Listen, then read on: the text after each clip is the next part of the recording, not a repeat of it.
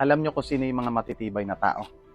Ito yung mga taong kayang ngumiti at makipaglaban sa umaga, pero tahimik na umiiyak sa gabi.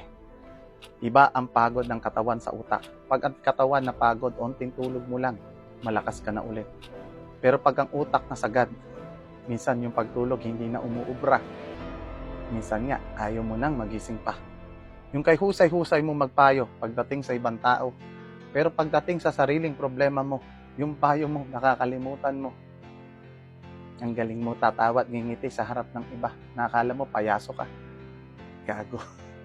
Sa likod ng mga ngiti at pagtawa mo, alam mo, butas ka. Pilit mo lang tinatapalan ng kasinungalingan para maitago mo yung pinagdadaanan.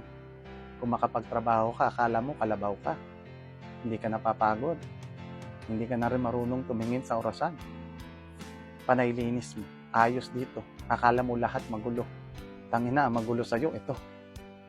Marami kang payo na maririnig mula sa ibang tao pero hindi lahat ng payo para sa'yo. Alam mo kung sino kailangan mong pakinggan.